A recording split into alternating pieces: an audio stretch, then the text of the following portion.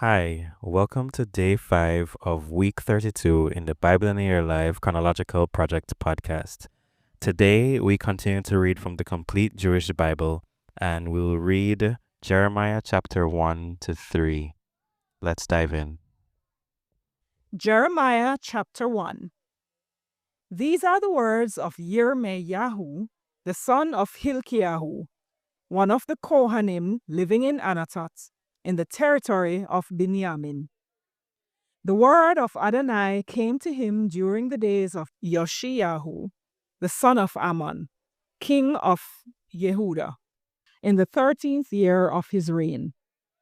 It also came during the days of Joachim, the son of Yoshiahu, king of Yehuda, continuing until the 11th year of Sidkiyahu, the son of Yoshiahu, king of Yehuda, right up until the time Jerusalem was carried away captive in the 5th month. Here is the word of Adonai that came to me. Before I formed you in the womb, I knew you. Before you were born, I separated you for myself. I have appointed you to be a prophet to the nations. I said, "Oh, Adonai Elohim, I don't even know how to speak. I'm just a child." But Adonai said to me, "Don't say, I'm just a child. For you will go to whomever I send you, and you will speak whatever I order you. Do not be afraid of them, for I am with you," says Adonai, "to rescue you." Then Adonai put out his hand and touched my mouth, and Adonai said to me, "There, I have put my words in your mouth.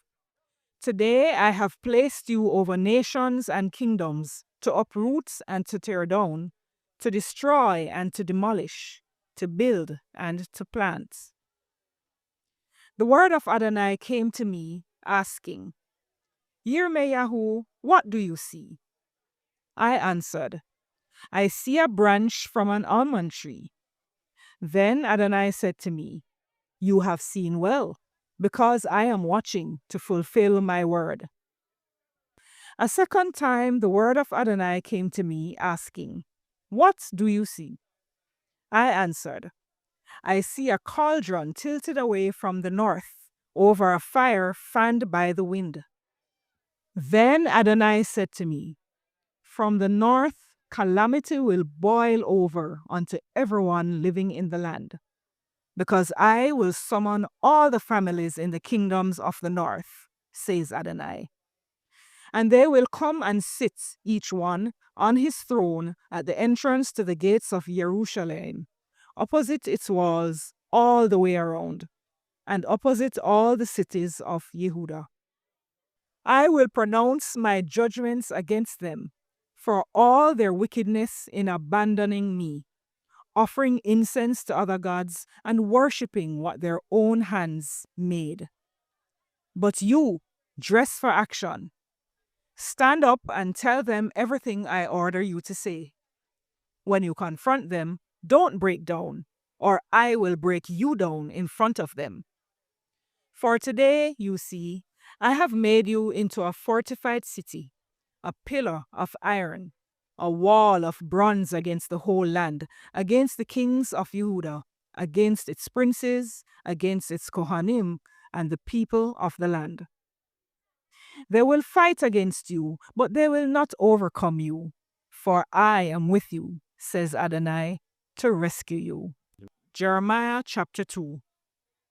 The word of Adonai came to me. Go and shout in the ears of Jerusalem that this is what Adonai says. I remember your devotion when you were young, how, as a bride, you loved me, how you followed me through the deserts, through a land not sown. Israel is set aside for Adonai, the firstfruits of his harvests. All who devour him will incur guilt. Evil will befall them, says Adonai. Hear the word of Adonai, house of Yaakov, and all families in the house of Israel.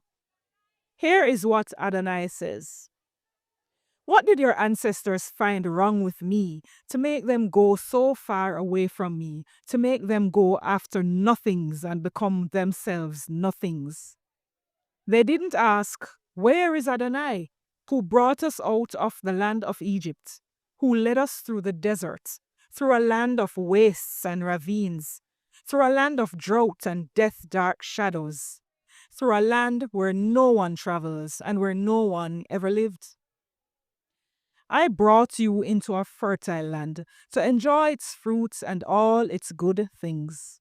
But when you entered, you defiled my land and made my heritage loathsome. The Kohanim didn't ask, where is Adonai? Those who deal with the Torah did not know me. The people's shepherds rebelled against me. The prophets prophesied by Biayl and went after things of no value. So again I state my case against you, says Adonai, and state it against your grandchildren too. Cross to the coasts of the Kittim and look. Send to Kedar and observe closely. See if anything like this has happened before. Has a nation ever exchanged its gods, and theirs are not gods at all? Yet my people have exchanged their glory for something without value. Be aghast at this, you heavens. Shudder in absolute horror, says Adonai. For my people have committed two evils. They have abandoned me, the fountain of living water, and dug themselves cisterns, broken cisterns, that can hold no water. Is Israel a slave born into serfdom? If not, why has he become plunder? The young lions are roaring at him. How loudly they are roaring!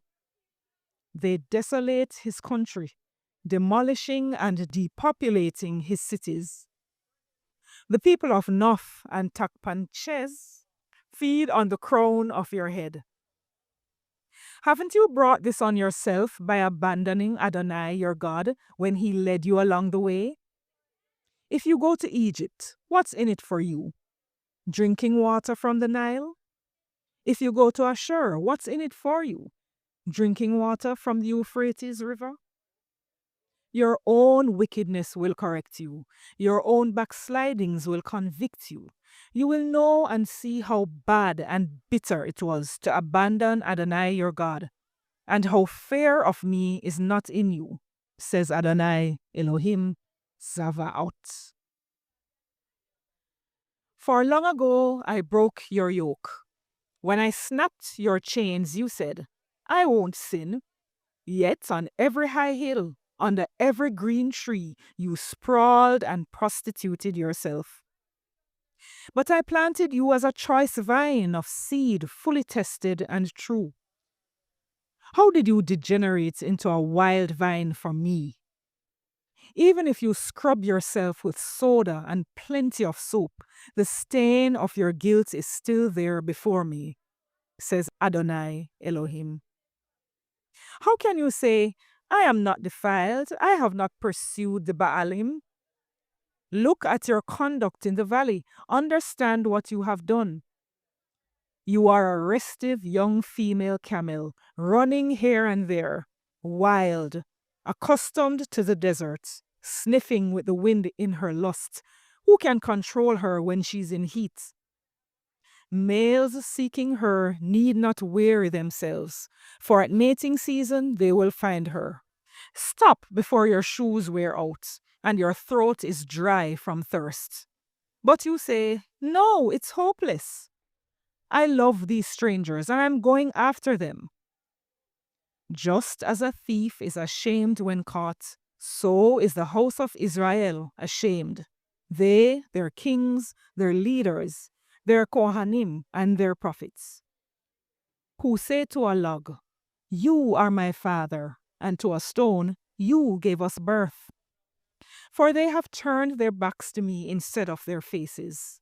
But when trouble comes, they will plead, rouse yourself and save us. Where are your gods that you made for yourselves? Let them rouse themselves if they can save you when trouble comes. Yehuda, you have as many gods as you have cities.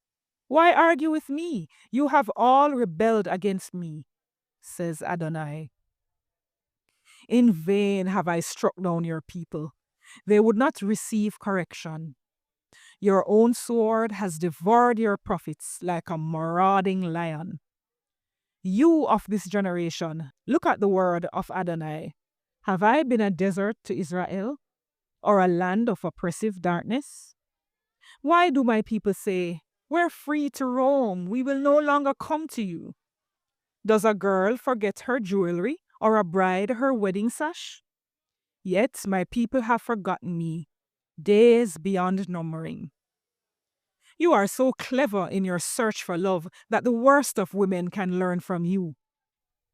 Right there on your clothing is the blood of the innocent poor, although you never caught them breaking and entering.